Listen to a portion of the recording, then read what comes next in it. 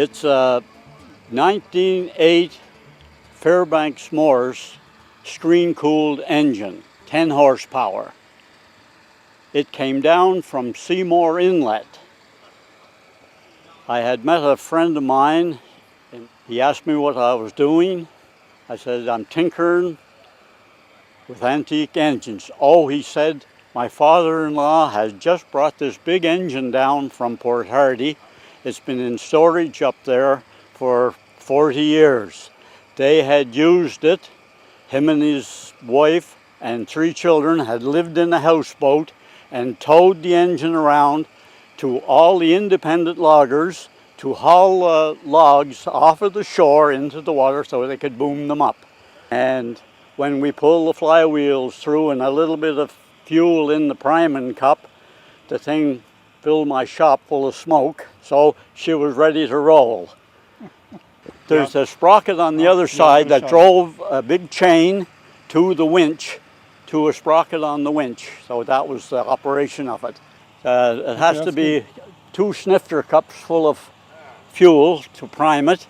And what you do, you put the fuel in and you rock her back and forth and you get the thing to go shh, shh, and you know that you have atomized fuel in there to get her going.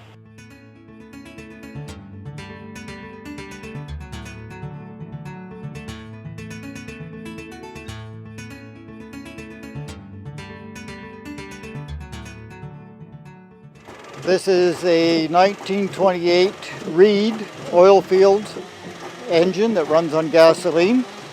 It's from the Oilfields in Pennsylvania, so it used to run a jack pump in its early life. They were made from 1894 until 1934, this particular brand, and it's virtually designed to run on the raw gas that comes out of the ground.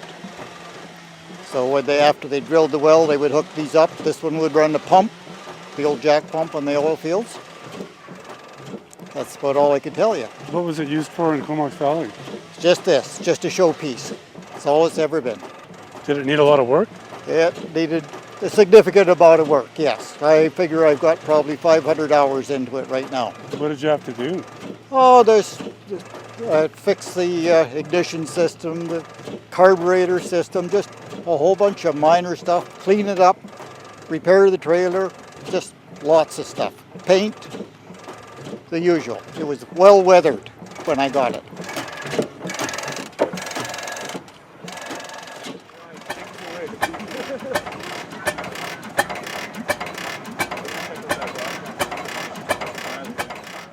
This is a 1914 International Harvester Titan engine. It's 8 horsepower.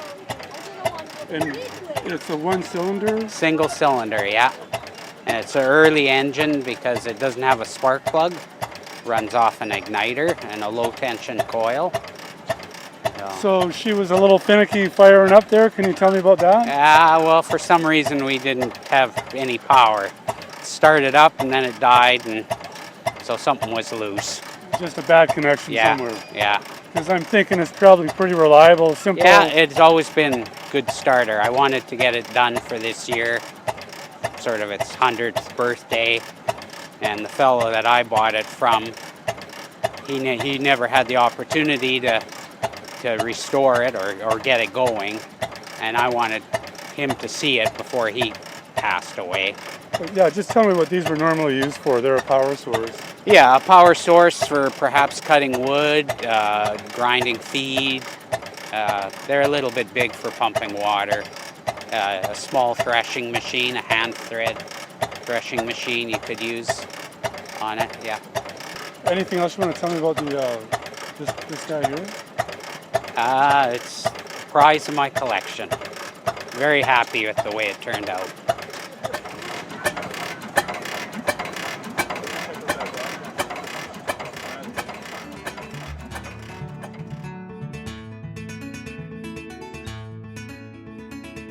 It's a 1946 Detroit 4-wheel drive, chain-driven tractor. It's a gas tractor made by the Detroit Tractor Corporation of Detroit, Michigan. Is this one of the first 4-wheel drive tractors? I would imagine so. There's only about, I went on the internet, there's only about a few left in North America. And this one came out of Likely, Williams Lake area. It was a guy had it for pushing logs and working on it up there. Then a friend of mine bought it. He restored most of it. He got tired of it, and I acquired it. I've had it about 5 years now. I did a pile of motor work, put new tires on it, and it's a show tractor.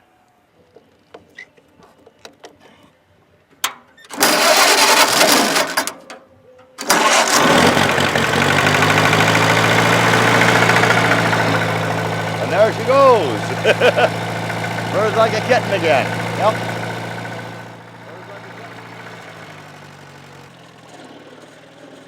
And you can, the wheels, you can move them in and out.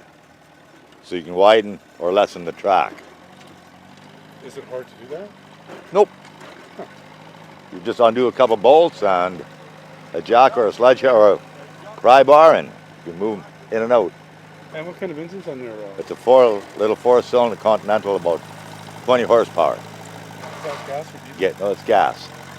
Lots of power. I haven't tried it for the full power yet. It's getting old and tired, so I just play with it. Don't have to do any more damage to it than. Like all of us. Yeah, we're all getting. Got to take it a bit easier.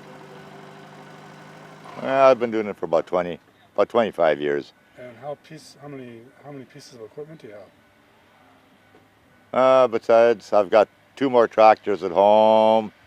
I got about a dozen small engines and lawn. I don't know. I could quit counting.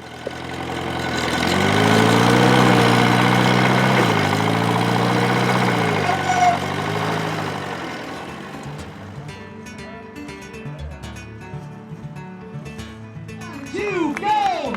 The first line we're going to cross is the 20-foot line. We'll take Scott slightly ahead around to the 20-foot line, but Brad's climbing well. This is a two-way race. You go up and down. Brad's making some ground on it.